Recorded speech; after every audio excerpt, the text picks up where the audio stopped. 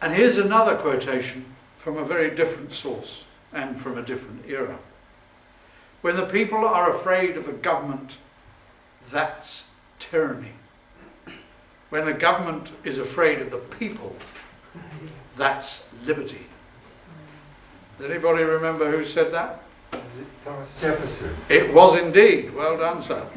I'm going to start by talking about the EU, and then I'll come closer to home a little later on. And some of you may know some of this, but I think the totality is what really matters. The sheer scale of what has been done to this country over the last 30-odd years by our involvement in the lunatic asylum in Brussels.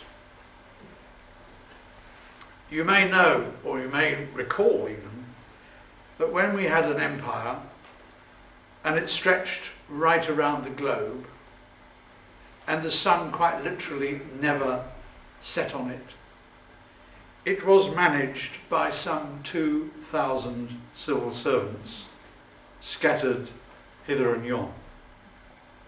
And it worked. Today, the European Union, which covers a much smaller part of the globe, but perhaps a smaller number of people as well, large enough though it is, employs nearly 200,000 people, 100 times as many. And you may well ask yourself, what on earth do they do all day? Well, I can tell you what they do all day. I've been there, I've seen it. They sit there trying to invent reasons, A, to justify their existence, and B, to interfere in your lives. That's what they do. And essentially, their lives are driven by a need to control. Politics is about power. Bureaucracy is about control. And in Brussels, it is the bureaucrats who run the show. Much more so, I think, and I'm speaking from a judgmental point of view, not from direct experience here, much more so than in this country. They talk grandly of diversity and then impose standardization on everyone. Remember the business we've had over metrication. First of all, we had to be standardized because it was an objective, a political objective, and it had to be forced on us uniquely because we were different from everybody else. Finally, after years of battling, and I've been involved in it directly, finally we got them to admit very grudgingly last year that they would not enforce metrication in a legal sense on this country. But what has happened in the meantime, whilst this battle was going on,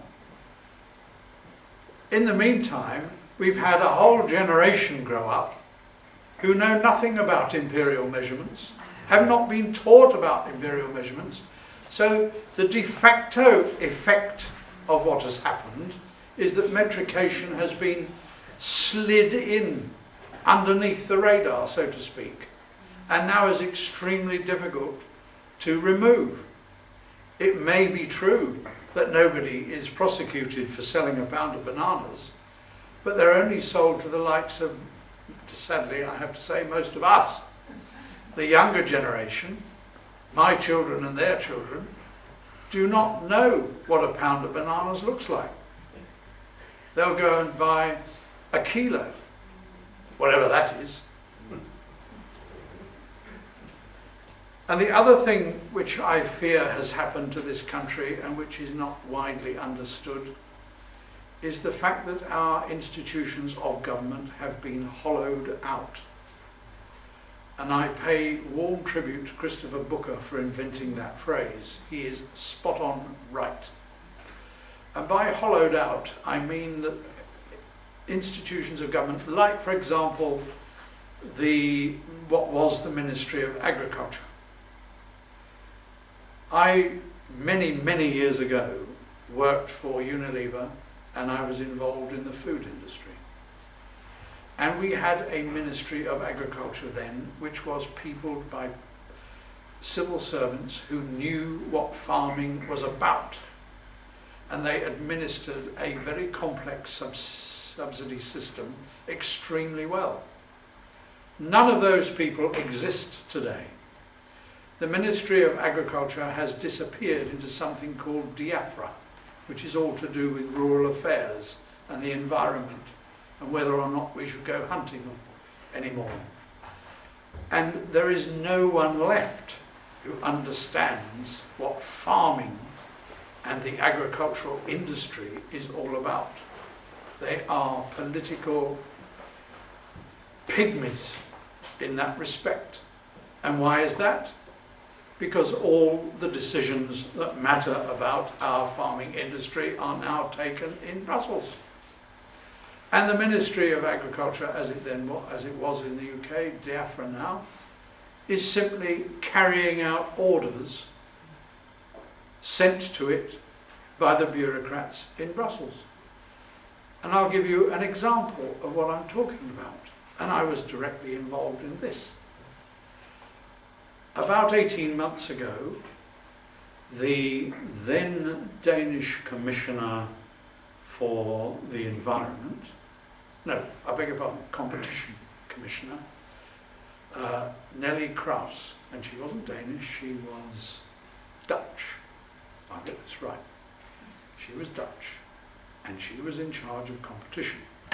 And she decided to introduce a directive which removed our right, or the right of our growers and farmers, to use certain pesticides. Now, there was no rationale in the selection of those that were to be banned and those that were to be left. And after intense interrogation by written questions and letters and all the rest of it, we finally established that the real reason for this piece of legislation was because in Denmark they do not process groundwater before it is turned into drinking water. So this piece of manipulation or regulation on which pesticides could be used and not was all to do with the fact that the Danes don't process their drinking water before it is into their taps. And I got involved in this because I was getting letters from growers and farmers in the southeast of England, which was the region that I was supposedly representing, telling me that they were, and their businesses, under threat because, in particular, some growers of specialist products, in particular herbs, were faced with going out of business completely because one or two of the pesticides that were being banned for this reason, which had nothing to do with the UK, and yet they were crucial to this particular type of agricultural activity. And could we do anything about it? No. Those regulations are now in force. Those growers are now in serious trouble if they still survive at all. And that is a typical example of the lunacy of trying to standardize, for one reason, a form of regulation which then gets enforced on others where the relevance is utterly inappropriate.